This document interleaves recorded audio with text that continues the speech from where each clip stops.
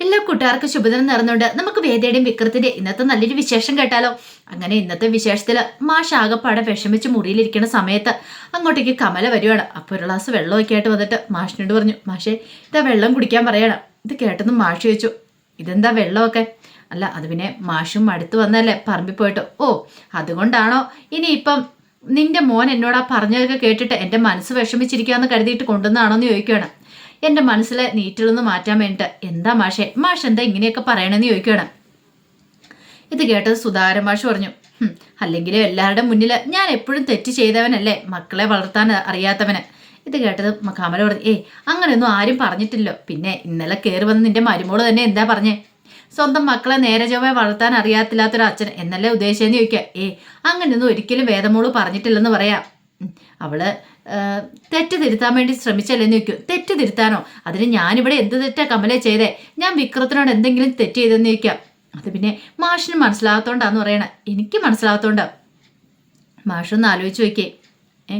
മാഷ് ചിലപ്പം മാഷിൻ്റെ ഉള്ളിലെ വേദനകളും വിഷമങ്ങളും ഒക്കെ പുറത്ത് പ്രകടിപ്പിക്കുമ്പോൾ അത് ചിലപ്പോൾ വിദ്വേഷമൊക്കെ ആയിട്ടായിരിക്കും പുറത്ത് വരുന്നത്. അതിപ്പോൾ വിക്രത്തിനോട് പറയുമ്പോൾ മാഷിൻ്റെ ഉള്ളിൽ സങ്കടമായിരിക്കും. അത് പിന്നെ വിക്രത്തോട് പറയുന്ന സമയത്ത് അത് ചിലപ്പോൾ വെറുപ്പായിട്ടും ദേഷ്യമൊക്കെ ആയിട്ടാണ് പുറത്ത് വരുന്നത്. അത് ചിലപ്പോൾ എല്ലാവർക്കും എപ്പോഴും ഉൾക്കൊള്ളാൻ പറ്റിയെന്ന് വരത്തില്ല. എപ്പോഴൊന്നും വിക്രത്തിന് അത് സഹിച്ചൊന്നും വരത്തില്ല. ഇത് കേട്ടതും മാഷ് പറഞ്ഞു, ഇപ്പം എനിക്ക് മനസ്സിലായി. അപ്പം നീയും എന്നെക്കുറിച്ച് അങ്ങനെ കരുതിയിരിക്കുന്നില്ലേ? ഈ 3-3.5 പതിറ്റാണ്ട് എൻ്റെ ഒപ്പം കഴിഞ്ഞിട്ടും എന്നെക്കുറിച്ച് നീ അങ്ങനെ മനസ്സിലാക്കിയേക്കുന്നല്ലേന്ന് ചോദിക്കുകയാണ്. അതല്ല മാഷെ ഞാൻ പറഞ്ഞേ. അതെ, നീ ഉദ്ദേശിച്ച പോലെ തന്നെ ആയിക്കോട്ടെ കാര്യങ്ങൾ.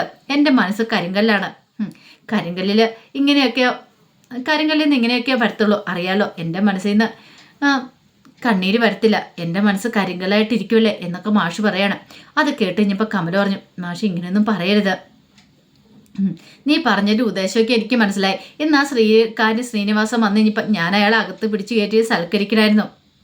നീ എന്താ കമല ഇങ്ങനെയൊക്കെ? നിനക്കറിയാലോ നമ്മുടെ മോനെ ബാക്കി 2 മക്കള് അവരെ കൊണ്ട് വഴി പഠിച്ചു പോയി കഴിയുമ്പോൾ ഒരു ഉപകാരം ഇല്ലാതെ വന്നു കഴിഞ്ഞപ്പോൾ എനിക്ക് ഏക പ്രതീക്ഷ എൻ്റെ ഇളയ മകനിലായിരുന്നു. പക്ഷേ അവനും എന്നെ തോൽപ്പിച്ച് കളഞ്ഞു. അങ്ങനെ വന്നു കഴിഞ്ഞപ്പോൾ ഒരു അച്ഛനെന്ന നിലയിൽ ഞാൻ പരാജയമായിരുന്നു. പുറത്തിറങ്ങി കഴിയുമ്പോഴത്തേനും ഞാൻ കാര്യം പറഞ്ഞാൽ കുറേ കുട്ടികൾക്ക് അറിവും അക്ഷരങ്ങളൊക്കെ പറഞ്ഞു കൊടുത്ത ആളാണ്. പക്ഷെ പുറത്തിറങ്ങി കഴിയുമ്പം ആൾക്കാർ പറയുന്നത് എന്താ, സ്വന്തം മക്കളെ നേരെ ചൊവ്വേ വളർത്താൻ അറിയത്തില്ലാത്തൊരു മാഷ് എന്നാ ഞാൻ അറിയപ്പെടുന്നത്. അതിൻ്റെ വേദനയും വിഷമം ഞാൻ അനുഭവിച്ചുകൊണ്ടിരിക്കുക. അത് കമലയ്ക്ക് മനസ്സിലാകുന്നില്ലായിരിക്കും അല്ലേന്ന് ചോദിക്കുക. കമല പറഞ്ഞു, അയ്യോ മാഷേ അങ്ങനെയൊന്നും വിചാരിക്കരുത്. ഞാൻ മാഷിനെ കുറിച്ച് അങ്ങനെയൊന്നും ധരിച്ചിട്ടില്ല എന്ന് പറയാം. വേണ്ട, എനിക്ക് കൂടുതലൊന്നും പറയണ്ട എന്നും പറഞ്ഞ് മാഷ് നേരെ ബാത്റൂമിലേക്ക് കയറി പോവാണ്. പിന്നീട് ഷവർ തുറന്നിട്ട് അവിടെ നിന്ന് പൊട്ടിക്കരയുവാണ്. തന്നെ ആരും മനസ്സിലാക്കുന്നില്ലല്ലോ എന്നൊരു വിഷമം. താൻ വിക്രത്തോട് ഇങ്ങനെയൊക്കെ പറയുന്നുണ്ടെങ്കിൽ അത് അവൻ്റെ നന്മയെ കരുതിയിട്ടാണ്, അവൻ നന്നായിട്ട് വരാൻ വേണ്ടി മാത്രമാണ്. പക്ഷെ അത് ആർക്കും മനസ്സിലാകുന്നില്ല. സ്വന്തം ഭാര്യയ്ക്കോ മകനോ പോലും മനസ്സിലാകുന്നില്ല. മാഷ് തൻ്റെ വിഷമങ്ങളൊക്കെ അങ്ങനെ ഷവറിൻ്റെ ചുവട്ടിൽ കരഞ്ഞു തീർക്കുവാണ്. ആ സമയം SIയെ കാണാനായിട്ട് വേദയുടെ ആംഗ്ലം ശ്രീകാന്ത് വരുവാണ്. അങ്ങനെ ശ്രീകാന്ത് SI കണ്ടെന്ന് ചോദിച്ചു, എന്താ സാബു, എന്താ വിളിപ്പിച്ചെന്ന് ചോദിക്കുകയാണ്. അത് പിന്നെ എനിക്ക് ചില കാര്യങ്ങളൊക്കെ സംസാരിക്കാനുണ്ട്. ഒരു കാര്യം ചെയ്യുക, ശ്രീകാന്ത് അയാളെ ഒന്ന് പോയി കാണുക, CAനെ ഒന്ന് കാണാൻ പറയാണ്. CAനെ ഞാൻ എന്തിനാ കാണുന്നതെന്ന് ചോദിക്കുകയാണ്. അത് പിന്നെ മറ്റൊന്നും കൊണ്ടല്ല, ഇന്നലെ കുറേ പ്രശ്നങ്ങളും കാര്യങ്ങളൊക്കെ ഉണ്ടായല്ലോ, അതിനെക്കുറിച്ചൊന്നും പറയാതിരിക്കുന്ന ഭേദം. എന്ത് പൊട്ടത്തരോടെ കാണിച്ചെന്ന് ചോദിക്കുകയാണ് SIയോട്. അത് പിന്നെ ശ്രീകാന്തിൻ്റെ പെങ്ങളുണ്ടായിരുന്നല്ലോ ആ കൂടെ, വേദ, അവളാണ് എല്ലാം പണിയൊപ്പിച്ച്. അവൾ ഇങ്ങനെ വീഡിയോ പിടിക്കുന്ന കാര്യം ഞാൻ പ്രതീക്ഷിച്ചെന്ന് ചോദിക്കും. എടോ, അവൾ കൂടെയുള്ള സമയത്ത് ഇങ്ങനെയൊക്കെ ചെയ്യാൻ പാടുണ്ടായിരുന്നോ? അവളെ അപ്പം തന്നെ വിട്ടുകൂടായിരുന്നോ? താൻ എന്തിനാ അവളെ പിടിച്ചു വെച്ചതെന്ന് ചോദിക്കുക. അതുകൊണ്ടല്ലേ അവൾ അങ്ങനെയൊക്കെ ചെയ്തേന്ന് ചോദിക്കുക. അത് പിന്നെ ഞാൻ അത്രയ്ക്കും പ്രതീക്ഷിച്ചില്ല എന്ന് പറയണം. പ്രതീക്ഷിക്കണമായിരുന്നു. അവളുടെ ബുദ്ധി തനിക്ക് അറിയത്തില്ലേ? ഇതുവരെയായിട്ടും തനിക്കത് മനസ്സിലായിട്ടില്ല എന്ന് തോന്നുന്നതെന്ന് പറയണം. സാറേ അതൊക്കെ പോട്ടെ, CA സാറിനെ ഒന്ന് കാണണമെന്ന് പറയാം. ഞാൻ എന്തിനാ കാണുന്നതെന്ന് ചോദിക്കാം. അല്ല അത് പിന്നെ ഇന്നലെ ആ പ്രശ്നം ഉണ്ടായ സമയത്ത് ഞാൻ അവനെ ശരിക്കും ഒന്ന് ചാമ്പിയായിരുന്നു. അവനെ ഒന്ന് കൈ കിട്ടാൻ വേണ്ടി കാത്തിരിക്കുമായിരുന്നു.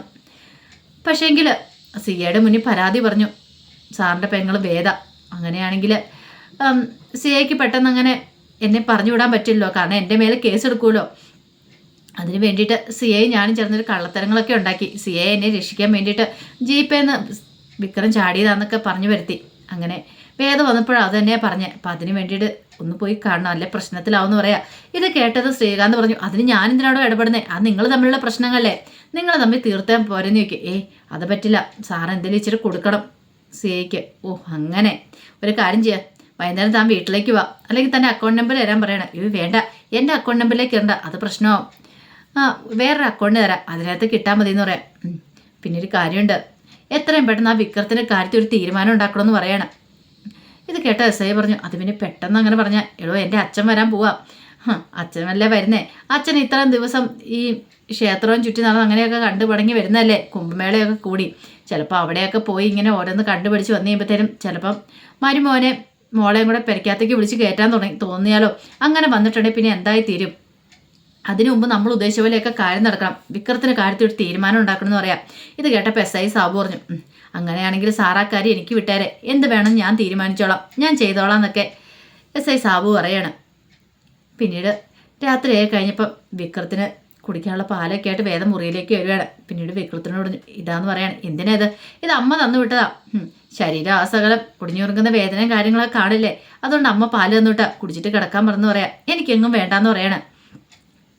ഇത് കേട്ടതും വേദ പറഞ്ഞു, എന്നോട് ദേഷ്യപ്പെട്ട് കാര്യമില്ല, അത് അവനവൻ ഓരോന്നൊക്കെ വരുത്തി വെക്കും ചിന്തിക്കണമായിരുന്നു. ഇന്ന് തന്നെയാണെങ്കിൽ ഞാൻ അച്ഛനോട് അതൊക്കെ പറഞ്ഞു.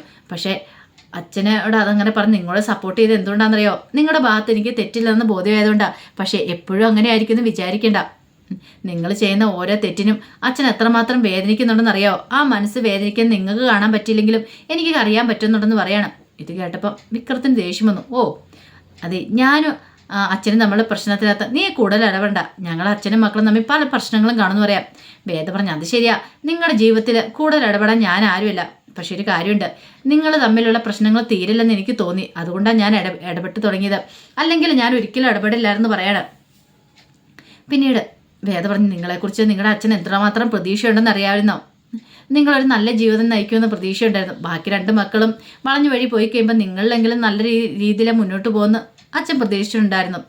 അപ്പോൾ ആ അച്ഛനെ തെറ്റ് പറയാൻ പറ്റില്ലെന്ന് പറയണം. ഇത് കേട്ടതും വിക്രം പറഞ്ഞു, ഇതൊക്കെ പറയാൻ നിനക്കെന്താ അവകാശമുള്ളേ? നിന്റെ അച്ഛന് നിന്നിലൊരു പ്രതീക്ഷയില്ലായിരുന്നോ? നീ ഏത് രീതിയിൽ പോകുന്നത്? അതുകൊണ്ട് നിന്റെ അച്ഛൻ്റെ പ്രതീക്ഷകളൊക്കെ നീ നശിപ്പിച്ചില്ലേന്ന് ചോദിക്കാം. ഇത് കേട്ടതും വേദ പറഞ്ഞു, ആര് നശിപ്പിച്ചു? ഞാനോ? എൻ്റെ അച്ഛൻ്റെ പ്രതീക്ഷകൾ നിങ്ങൾ ഒറ്റയെടുത്തല്ല നശിപ്പിച്ചതെന്ന് പറയണം. എൻ്റെ അച്ഛൻ്റെ മാത്രമല്ല, വേറെ എത്രയോ പേരുടെ പ്രതീക്ഷകൾ നിങ്ങൾ നശിപ്പിച്ചിട്ടുണ്ട്, ആ ശ്രീകാര്യ ശ്രീനിവാസനോടൊപ്പം ചേർന്നിട്ട്.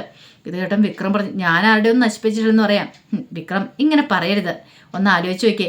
ഓരോ സ്ഥലത്ത് ഓരോ കൊട്ടേഷൻ കൊടുക്കാൻ പോകും, പിന്നീട് അവർക്ക് എന്താ സംഭവിക്കുന്നതെന്ന് വിക്രം ചിന്തിച്ചിട്ടുണ്ടോ എന്ന് ചോദിക്കും. അതിന് ഞാനെന്തിനാ അതൊക്കെ ചിന്തിക്കണേ, അതിൻ്റെ കാര്യമൊന്നുമില്ലെന്ന് പറയണം. അതാണ് നിങ്ങളുടെ കുഴപ്പം. നിങ്ങൾ എത്ര മനുഷ്യന്മാരുടെ ജീവൻ നശിപ്പിച്ചിട്ടുണ്ടെന്ന് നിങ്ങൾക്ക് ചിന്തിക്കാൻ പോലും പറ്റുന്നില്ല. ഇനിയെങ്കിലും നിങ്ങൾ നന്നാവാൻ നോക്ക്. നിങ്ങളിപ്പം നശിപ്പിച്ച ഇവിടെ എൻ്റെ ജീവിതം മാത്രമല്ലെന്ന് പറയാം. ഓ പിന്നെ ആരുടെ ആയിരിക്കും?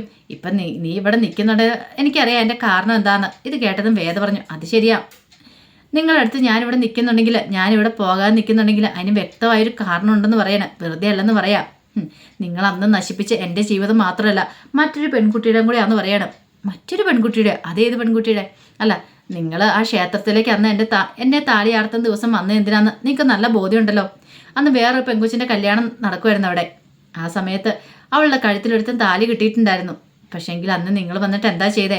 ആ പെൺകൊച്ചിൻ്റെ കഴുത്തിൽ കിടക്കുന്ന താലി വലിച്ചു പൊട്ടിക്കാണ്ട് ശ്രമിച്ചു കഴിഞ്ഞപ്പോൾ ആ പെൺകൊച്ച് കരഞ്ഞൊക്കെ ഓർമ്മയുണ്ടോ? പിന്നീട് അവനെ കുറച്ച് ഗുണ്ടകൾ ഇറന്ന് പിടിച്ചുകൊണ്ട് പോയി. നിങ്ങൾ പിള്ള സാറെന്ന് വിളിക്കുമല്ലോ ഒരാളെ, അയാളുടെ അന്തരവളായിരുന്നു ഈ പറയുന്ന പെൺകുട്ടി. ഞാൻ ആ പെൺകുട്ടീനെ കഴിഞ്ഞ ദിവസം കണ്ടിട്ടുണ്ടായിരുന്നു പറയണം. ഇത് കേട്ടതും വിക്രം, അതിനിപ്പം ഞാൻ എന്ത് ചെയ്യണമെന്ന് ചോദിക്കാം. കണ്ട ആ പെൺകുട്ടി എന്നോട് കുറച്ച് കാര്യങ്ങളൊക്കെ പറഞ്ഞു. ആ പെൺകുട്ടിയും ഒരു ചെറുപ്പക്കാരൻ നമ്മളെ കല്യാണം ഒന്ന് ക്ഷേത്രത്തിൽ വെച്ച് കഴിഞ്ഞത്. പക്ഷേങ്കിൽ അന്ന് ആ കല്യാണം കഴിഞ്ഞതിന് ശേഷം ഒരാഴ്ച തികയുന്നതിന് മുമ്പ് ആ പയ്യൻ്റെ ആക്സിഡൻ്റ് ഉണ്ടായി. മരണത്തോട് മല്ലടിച്ച് കുറേ കാലം ഹോസ്പിറ്റലിൽ കിടന്നു.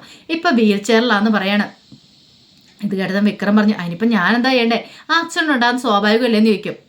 സ്വാഭാവികമൊന്നുമല്ല, ഇത് മനഃപൂർവ്വമാണ്. നിങ്ങൾ പിള്ളസാറ് എന്ന് വിളിക്കുന്ന അയാൾക്ക് വേണ്ടല്ലേ ഗുണ്ടാപ്പണി ചെയ്തേ? അയാൾ തന്നെ കൊടുത്ത പണിയാണിത്, അവനെ വീൽ ചെയറിലാക്കിയത്. അതുകൊണ്ട് എന്താ ആ കുടുംബക്കാർ കണ്ണീരുടിച്ചു. അത് മാത്രമല്ല, ഈ പെൺകുട്ടിക്ക് വേണ്ടി കുറേ ആലോചനകളൊക്കെ കൊണ്ടുവന്നു.